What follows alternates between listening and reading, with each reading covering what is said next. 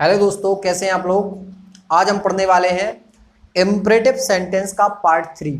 इसके पहले हमने इम्परेटिव सेंटेंस के 2 पार्ट बनाए हुए थे जिसमें हमने आदेशात्मक वाक्यों को पढ़ा था। आज हम इम्परेटिव सेंटेंस के अंतर्गत आने वाले निवेदन सूचक वाक्यों को पढ़ने वाले हैं। तो जिस प्रकार से आदेशात्मक वाक्यों को हिंदी और अंग्रेजी में 3 प्रकार से बनाया जाता है, जिसको सरलतम, जटिलतम और विशेष के अंतर्गत रखा जाता है, उसी प्रकार से निवेदन सूचक वाक्यों को भी हिंदी और अंग्रेजी में 3 प्रकार से बनाया जाता है, जिनको सरलतम, जटिलतम और विशेष के अंतर्गत रख के मैं पढ़ा रहा हूं। तो सरलतम में हमने सिंपल लिखा हुआ है, जटिलतम के लिए कॉम्प्लेक्स लिखा हुआ है और विशेष के लिए स्पेशल का नाम रखेंगे। पहला जो टाइप है इंपरेटिव सेंटेंस में निवेदन सूचक वाक्यों का, उनमें क्या होता है, वाक्य के प्रारंभ में कृपया शब्द लिखा होता है। यदि वाक्य हिंदी में लिखा है तो कृपया शब्द वाक्य के प्रारंभ में लगा होता है, और यदि वाक्य अंग्रेजी में है तो वाक्य के प्रारंभ में या तो प्लीज लिखा होता है या काइंडली लिखा होता है। देखिए यहां पर यह लिखा है कृपया शांत रहिए, यहां लिखा है कृपया मुझे टीसी प्रदान करें, और यहां लिखा है कृपया धूम्रपान मत करो, कृपया शोर मत करो। यानी कि निवेदन सूचक वाक्य भी अफर्मेटिव एंड नेगेटिव 2 प्रकार के होते हैं। तो इस तरफ के वाक्य आपके अफर्मेटिव है और इस तरफ लिखे हुए सेंटेंस नेगेटिव है। प्लीज कीप साइलेंस, अंग्रेजी में सबसे पहले प्लीज लिखा होता है। इसका स्ट्रक्चर इस प्रकार से बनता है कि सबसे पहले प्लीज या फिर काइंडली, प्लीज या काइंडली हम लिख सकते हैं। इसके बाद वर्ब का फर्स्ट फॉर्म लिखा जाता है, इसके बाद यदि ऑब्जेक्ट है तो ऑब्जेक्ट, इसके बाद अदर वर्ड और इसके बाद फुल स्टॉप। इस प्रकार से हम अफर्मेटिव का स्ट्रक्चर बना सकते हैं। इसी प्रकार जो इंपरेटिव सेंटेंस में निवेदन सूचक का नेगेटिव का स्ट्रक्चर है, उसमें देखिए कृपया धूम्रपान मत करो। निवेदन सूचक वाक्यों के बीच में यदि मत शब्द लगा हुआ है तो वो वाक्य नेगेटिव होते हैं, और इनकी अंग्रेजी बनाने के लिए प्लीज के बाद डोंट लगा दिया जाता है। जैसे कृपया धूम्रपान मत करो, please don't take a smoke. यानी कि यहां पर प्लीज लगा है और प्लीज के बाद डोंट लगा दिया है। यानी यदि हम इसका स्ट्रक्चर बनाएंगे तो सबसे पहले प्लीज, इसके बाद बनेगा आपका डोंट, इसके बाद वर्ब का फर्स्ट फॉर्म, इसके बाद वाक्य का जो कुछ भी है वो बचता है उसको बाद में लिख दिया जाता है, तो जो नेगेटिव का स्ट्रक्चर बन जाता है। तो ये तो हुए हमारे सिंपल वाले यानी सरलतम निवेदन सूचक वाक्यों के की पहचान है। अब हम पढ़ने वाले हैं जटिलतम यानी कॉम्प्लेक्स टाइप के निवेदन सूचक वाक्य। कॉम्प्लेक्स वाले वाक्यों में क्या होता है, लेट शब्द का प्रयोग किया जाता है, और वाक्य के हिंदी वाक्य में यदि वाक्य हिंदी में लिखा है तो वाक्य के प्रारंभ में कृपया और वाक्य के अंत में 2 ध्वनि आती है। जैसे यहां पर देखिए कृपया उसे यहां आने दो, कृपया राम को खेलने दो। यानी कि वाक्य के प्रारंभ में कृपया लगा है और वाक्य के अंत में 2 लिखा हुआ है। इसी प्रकार से अंग्रेजी में प्लीज के बाद लेट का प्रयोग किया जाता है। देखिए यहां पर कृपया उसे यहां आने दो, तो यहां पर कृपया और 2 जे जटिलतम वाक्यों की पहचान है।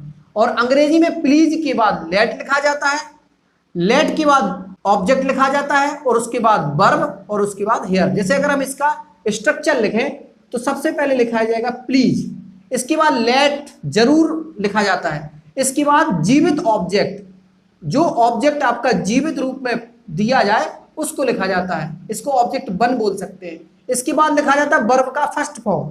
अब इसके बाद यदि दूसरा ऑब्जेक्ट है तो उसको दूसरे ऑब्जेक्ट को लिखेंगे, और इसके बाद जो अदर वर्ड्स हैं वो आप यहां पर लिख सकते हैं। तो इस प्रकार से इसका स्ट्रक्चर बन जाता है। और इसके नेगेटिव सेंटेंस में क्या करते हैं, कृपया उसे घर मत जाने दो, कृपया उन्हें क्रिकेट मत खेलने दो। तो निवेदन सूचक वाक्यों में जो जटिलतम का प्रकार है उसमें लेट के साथ साथ डोंट का प्रयोग कर दिया जाता है, तो वो वाक्य नेगेटिव बन जाते हैं। देखिए कृपया उसे घर मत जाने दो, तो यहां पर देखिए कृपया लगा हुआ है इसलिए निवेदन सूचक भी है, मत शब्द लगा है इसलिए नेगेटिव भी है, और 2 शब्द लगा हुआ है इसलिए आपका जटिलतम भी है। तो इसके लिए क्या करते हैं, please don't let him go home, यानी लेट का प्रयोग इसमें भी कर दिया जाता है, please don't let him go home. तो इसी स्ट्रक्चर में क्या करते हैं, प्लीज के बाद डोंट लगा दिया जाता है, उसके बाद लेट का प्रयोग किया जाता है। तो यहां देखिए कृपया उन्हें क्रिकेट मत खेलने दो, please don't let them cricket. तो जिन निवेदन सूचक वाक्यों में प्लीज के साथ लेट का प्रयोग कर दिया जाता है वो वाक्य आपके निवेदन सूचक के जटिलतम वाक्य कहलाते हैं, जिन्हें हमने कॉम्प्लेक्स के अंतर्गत रखा हुआ है। तो हमारा निवेदन सूचक वाक्यों का जो तीसरा टाइप है उसको हमने स्पेशल सेंटेंस के अंतर्गत रखा है। और स्पेशल इसलिए क्योंकि सरलतम और जटिलतम यानी सिंपल और कॉम्प्लेक्स जो निवेदन सूचक वाक्य होते हैं उनके प्रारंभ में यदि संबोधन कारक यानी कि वोकेटिव केस का प्रयोग कर दिया जाता है तो वो हमारे स्पेशल सेंटेंस बन जाते हैं। हिंदी और संस्कृत में कारक 8 प्रकार के होते हैं, जिनका 8वां कारक होता है संबोधन कारक, जो कि किसी का नाम हो सकता है, किसी को संबोधन जिस प्रकार से हम बुलाते हैं।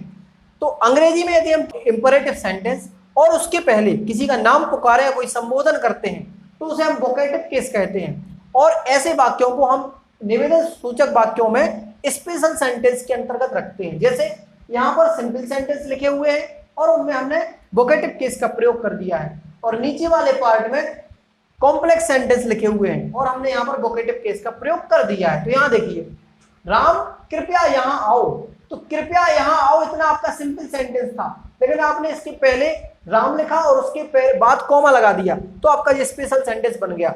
यहाँ हम राम को संबोधन कर रहे हैं, राम कृपया यहाँ आओ, राम प्लीज कम हियर, बच्चों कृपया शांत रहो, children please keep silence, Gita कृपया यहां मत खेलो, Gita please don't play here, Mohan कृपया धूम्रपान मत करो, Mohan please don't take a smoke.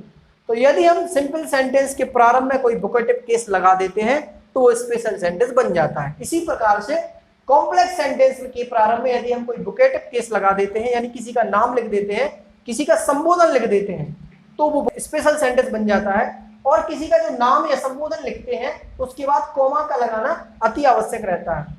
Ram कृपया उसे आने दो, राम कृपया उसे आने दो, Ram please let him come, Mohan कृपया मुझे बोलने दो, Mohan please let me speak. यहाँ देखिए नेगेटिव वाले सेंटेंस है, राधा कृपया बच्चों को बाहर मत जाने दो, Radha please don't late children go out, Radha please don't late children go out. चौथा वाक्य देखिए यहाँ पर, विनय कृपया उसे मत जाने दो, जिसमें क्या लिखा है, Vinay please don't let him go.